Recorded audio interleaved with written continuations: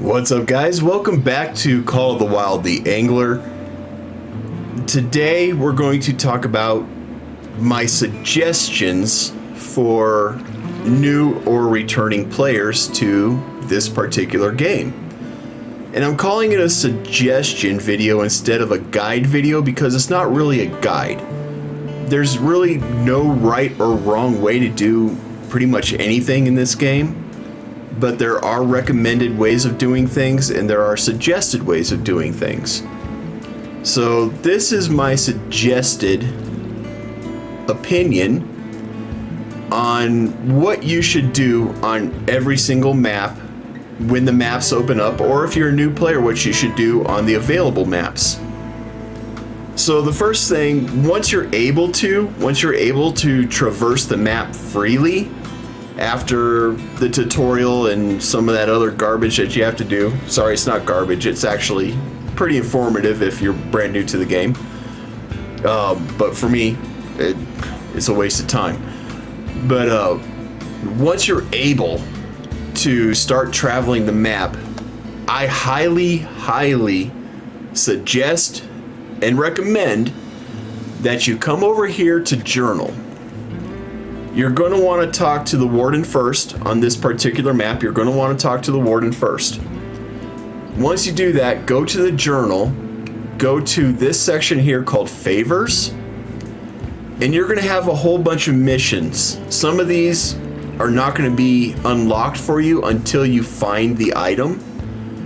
But once you find one of those items, the mission will unlock as a warden favor. But the first one you're going to get is the Golden Tour. And there's a description of the Golden Tour, all the places you got to visit. And the reason why I say do this, when you start doing the Golden Tour, all this other stuff, you're going to come across all of this. So these should all start becoming unlocked for you as you do the Golden Tour.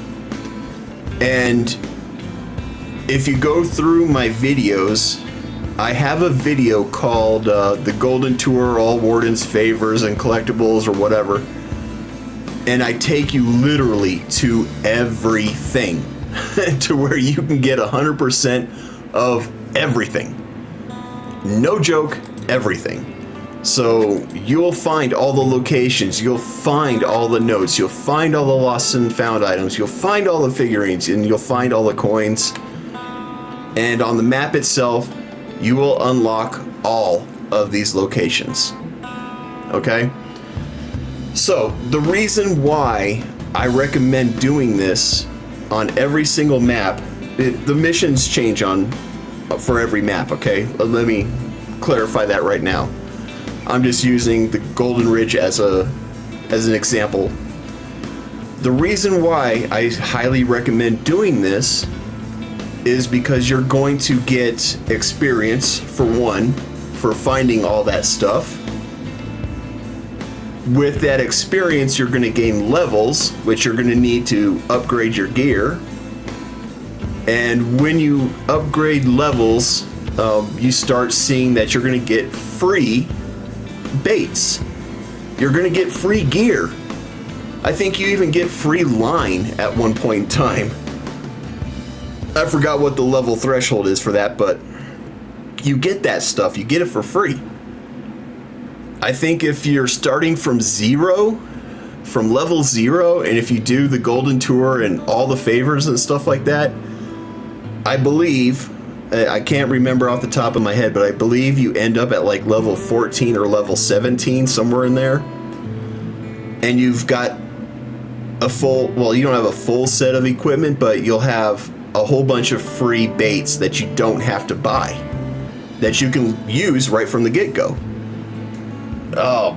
And then for the long game, because when I do this stuff, I plan for long-term gameplay. If you're an instant gratification person, ignore everything that I'm saying, okay? Because you're not going to get instant gratification from what I recommend. So the Golden Tour, all the favors, all the collectibles, that's going to take you, if you're using my video, that'll take you from start to finish probably anywhere between 6 to 8 hours to complete. All right, it's a good full day's worth of playing. I'm not going to BS you guys. It is a long session of gameplay, and you're not even doing fishing yet. But it is worth it in the long run. Again, experience, credits, free gear, and you're going to unlock all the fast travel points. Why are the fast travel points interesting? Or why do you want the fast travel points? So once you get all that done, for this map in particular, that's when you're going to start doing your fishing challenges, where you're actually going to start doing the missions for fish. And those missions take you all over the map. So you're going to have missions, a set of missions here at Diamond's Peak. You're going to have a set of missions here at Silver Strand Outpost. There's a set of missions at Ruby River Range Outpost. And there's a set of missions at Emerald Lake Plateau Outpost. And those missions will put you in that area of that outpost where you're going to be fishing for various fish of different ranks. So it's really, really suggested that if nothing else, you go through and you find all the fast travel locations. It'll just help you get to those locations quicker. You can knock out the missions, just boom, boom, boom, boom, boom, boom, boom.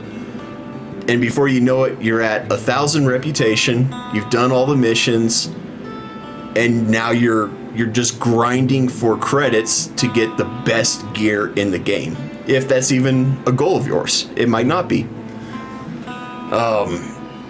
So yeah, that would be my suggestion. Once you do that, before you even do the fishing missions, I would highly recommend that you go over to Troll Sport, the Norway map.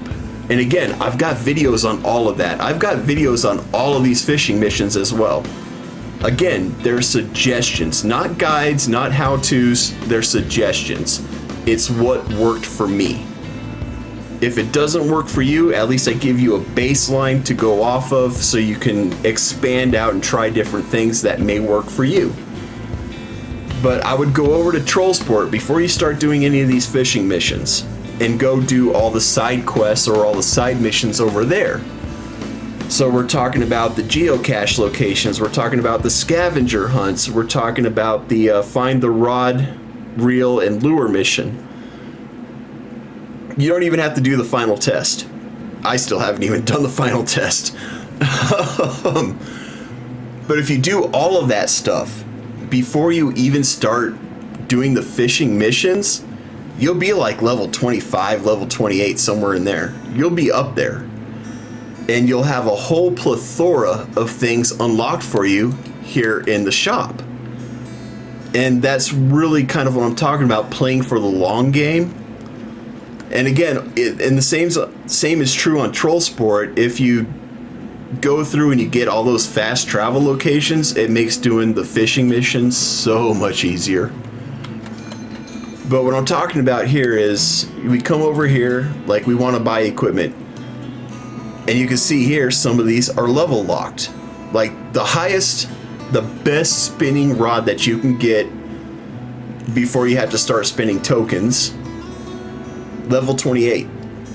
You're almost there if you do what I just said on both maps. You're almost there, and you haven't even focused on fishing yet.